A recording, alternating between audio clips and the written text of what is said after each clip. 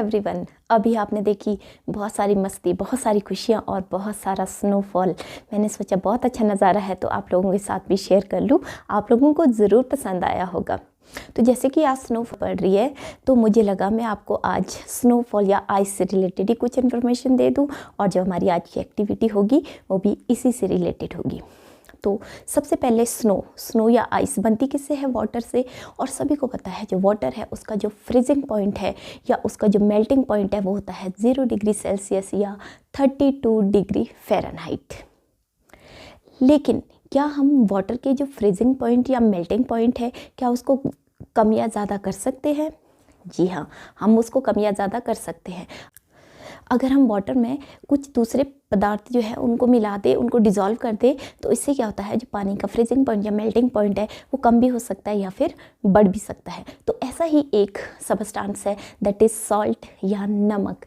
जी हाँ, सॉल्ट। अगर आप उसको पानी में मिलाते हो तो उससे जो वाटर का फ्रीजिंग पॉइंट या मेल्टिंग पॉइंट है वो बहुत कम हो जाता है, लोअर हो जाता है, और वो हो जाता है -6 डिग्री सेल्सियस या 15 डिग्री फ़ारेनहाइट। और ये डिपेंड करेगा आपने कितना सॉल्ट घोला है। अगर आप ज़्यादा सॉल्ट घोलोगे तो वो ज़्यादा कम भी हो सकता है।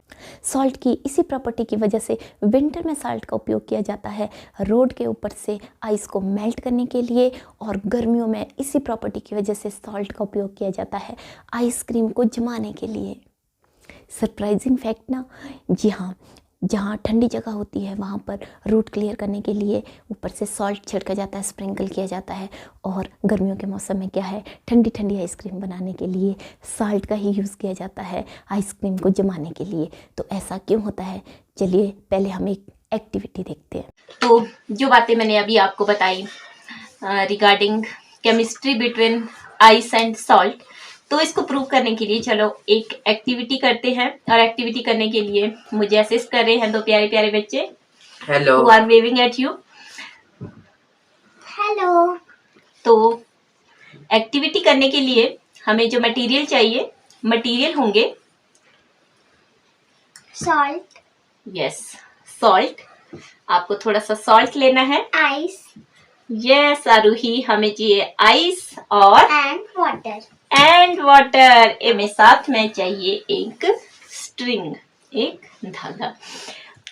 ये जो आइस का पीस है इसको डालना है वाटर में।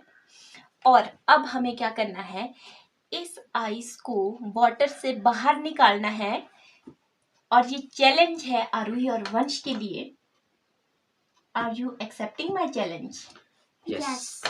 ओके, तो आपको ये आइस क्यूब इस वाटर से बाहर निकालना है, लेकिन टच नहीं करना इसको, मतलब आपको हाथ नहीं डालना पानी में। यू कैन यूज स्ट्रिंग और सॉल्ट, आप इन दोनों को यूज कर सकते हो, लेकिन हाथ पानी में बिल्कुल भी नहीं डालना है। तो चलो आप ट्राई करोगे? चलो करो, आप ट्राई करो।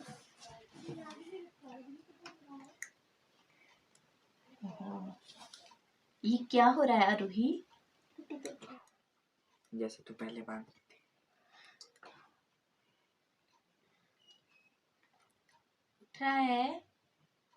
उठ रहा है आरूही? नहीं, तो चलो वंश को ट्राई करने दो।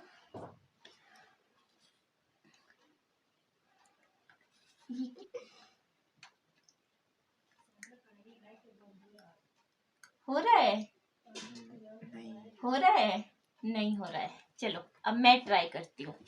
देखो अब हमें इसको इस पे रखना है। चलो अब साल्ट डालो इसके ऊपर, दोनों ठहरो,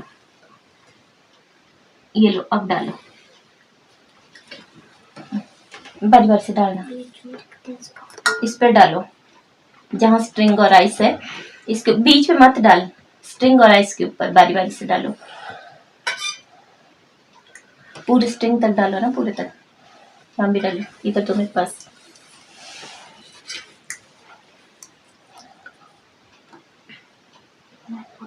बस हो गया, हो गया, एनफ हो गया, क्या अब इसको होने दो। आपको लगता है ऐसे हो जाएगा?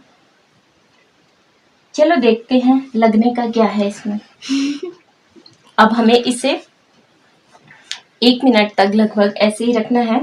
चलिए अब हम इसको चेक करते हैं कि ये हुआ होगा कि नहीं हुआ होगा। Are you ready to see the magic? चलो जरा काउंट करो 3 तक। उठेगा कि नहीं उठेगा? बैठ। उठेगा आरोही? मुझको तो लग रहा है नहीं उठेगा। नहीं लग रहा। उठेगा? नहीं लग रहा। चलो 3 तक काउंट करो। 1 2 2 3 यस, देखो हमने स्ट्रिंग और सॉल्ट की हेल्प से आइस क्यूब को आप टच करोगे? लो पकड़ो, देख लो, यहाँ से स्ट्रिंग से उठाओ और वंश को भी दे दो चेक करने को। ये कैसे किया ये आपने? देखो, it's a magic and magic of chemistry between ice and salt. तो जो हमने अभी एक्टिविटी की उसमें क्या हुआ कि जो हमने धागा रखा था आइस के ऊपर, जब हमने उसके ऊपर सॉल्ट डाला तो सॉल्ट डिज़ोल्व हो गया पानी में, सॉल्टी वाटर हो गया, जिसकी वजह से जो आइस है वो थोड़ी सी मेल्ट हो गई। उसी जगह जहाँ पर धागा और सॉल्ट था वहाँ मेल्ट हो गई, दिखी नहीं क्योंकि वो बहुत कम था। इससे जो फ्रीजिंग पॉइंट है, मेल्टिंग पॉइंट है, वो भी कम हो गया -6 डिग्री सेल्सियस तक। उसके बाद जो नमक है वो पूरे पानी में घुल गया, जिससे जो सॉल्ट है वो डाइल्यूट हो गया, मतलब उसका इफेक्ट जो है वो कम हो गया थोड़ा। इसलिए जो टेम्परेचर है, जो फ्रीजिंग पॉइंट है, मेल्टिंग पॉइंट है, वो दोबारा से ऊपर आ गया 0 डिग्री सेल्सियस में। और धागे के आसपास जितना पानी था, क्योंकि वो बर्फ़ के कांटेक्ट में था, तो बर्फ़ की ठंड की वजह से वो आसपास का पानी वो क्या हो गया, जम गया 0 डिग्री पर।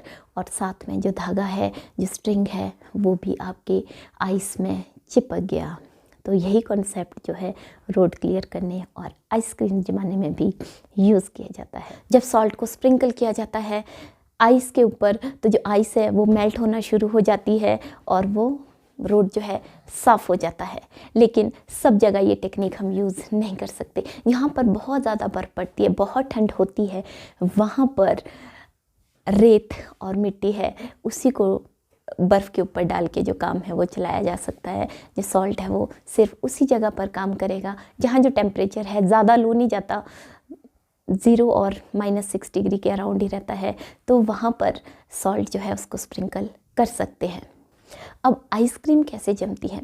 जब आइसक्रीम जमाई जाती है तो आइसक्रीम में सॉल्ट नहीं डालते, बल्कि जिस कंटेनर में आइसक्रीम का मिक्सचर डाला होता है उसके बाहर एक कंटेनर और रखा जाता है, वहाँ पर डाला जाता है आइस और सॉल्ट।